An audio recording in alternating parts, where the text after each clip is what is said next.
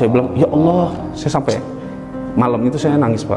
Ya Allah, kok segini susah saya jadi makmuman Rasulullah ya Allah. Udah sama orang tua saya harus berdebat gitu kan. Sama adik-adik saya harus berantem sama temen, dan bos saya di kantor tuh Hindu juga Pak, dikucilkan, bahkan saya dibilang Hindu murtad lah apa segala macam. Itu saya saya hiraukan. Tapi kok giliran saya mau, kamu menjauh ya Allah, saya bilang gitu. Saat saya mau, kenapa kamu menjauh? Di saat itu tiba-tiba ada orang yang bilang sama saya, salah satu orang tua dari teman saya bilang gini, Mas Wayan katanya mau masuk Islam ya? Saya bilang, iya Pak, saya mau masuk Islam. Ya udah, gini aja Mas Wayan, saya dengar di KUA itu bisa mengislamkan orang. Iya betul. Mas Wayan nanti ke sana aja, nanti tanya syaratnya apa. Iya. Saya bilang itu. Oh baik Pak. Besoknya saya ke KUA, saya bikin janji untuk masuk Islam. Pada saat saya masuk di situ, ternyata ada syarat lain Pak.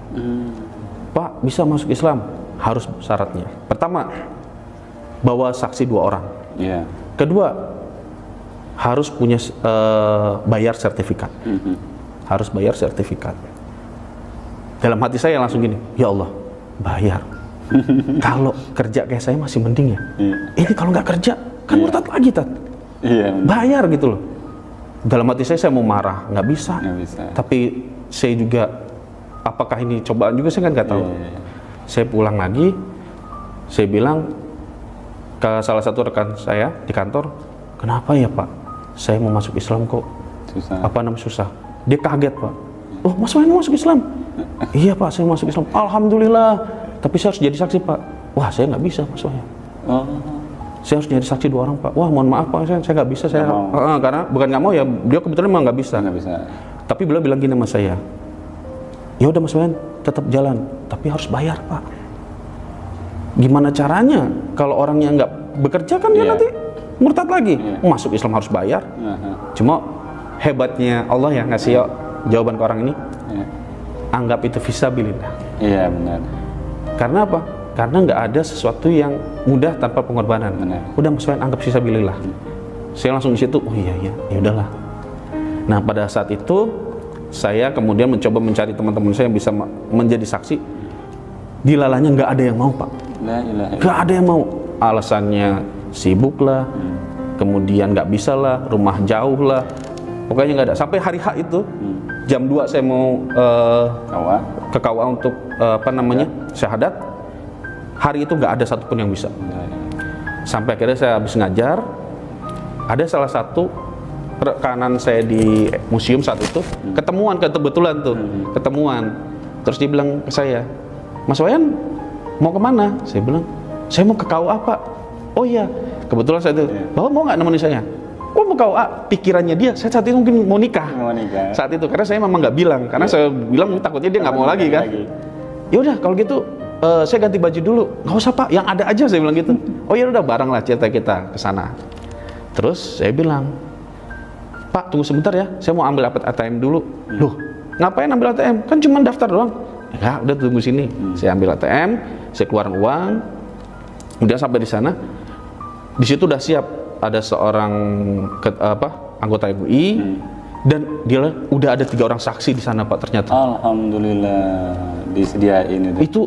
Itu bukan dari rekan saya Pak. Dan orang KUA sendiri bilang, ini nggak tahu tadi ada 2 orang datang ke sini. Datang ke sini nggak tahu mau ngapain, duduk-duduk aja. Jadi saya suruh aja jadi saksi. Gitu. Dan dia mau. Ditambah sama terkait saya jadi 3 saksi akhirnya Pak. Yang tadi cuma 2 saksi, alhamdulillah jadi 3 saksi. Akhirnya saya syahadat di situ. Kemudian pada saat selesai syahadat,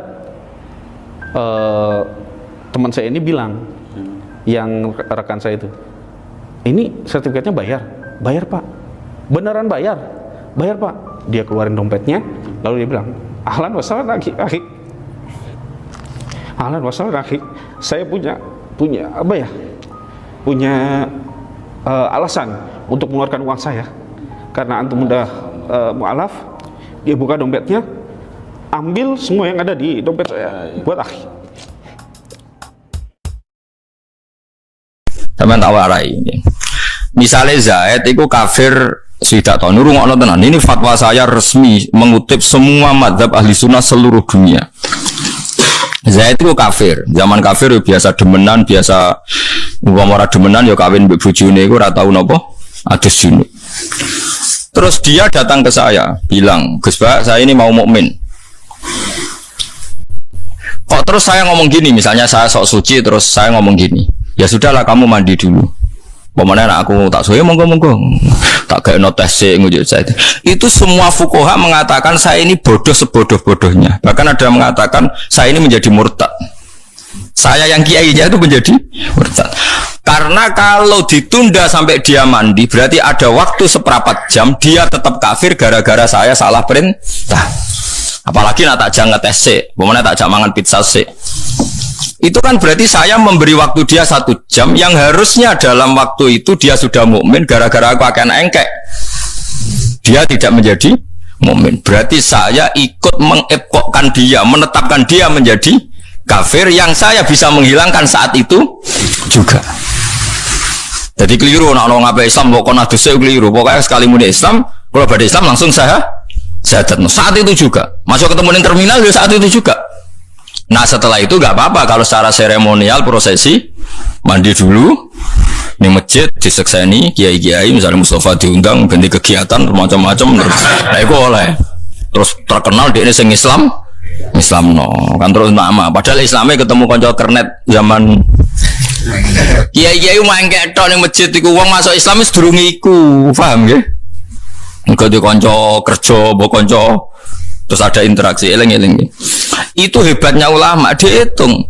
Dia bisa mengislamkan saat itu juga, kenapa ngongkon adus? Berarti ada waktu yang dia tetap kafir gara-gara perintah mandi. Sama dulu tentang kitab Bajuri, tentang kitab Sulam Taufik. Kalau ada orang kafir masuk Islam harus disyahadatkan fauron, apa?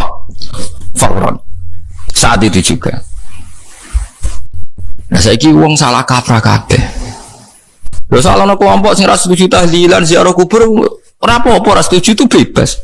Tapi ojo arani kafir, gak mungkin bener nambah arani kafir. Wong lafat la ilaha illallah dadekno wong kafir dadi mukmin kok saiki wong mukmin dadi kafir. Kan ora cocok komentari yang nganggur, tau polas, pokoknya aja muni kafir. Mesti salah lah, mesti salah tak jamin salah. Wis ketemu pangeran mesti salah.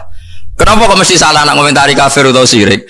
Mergo lafat ini dadekno wong kafir wae mukmin. Mosok lafat yang sama dadekno wong mukmin kafir. Mbok nalar piye wae wis ra iso. Lah iku pentingnya ngalim.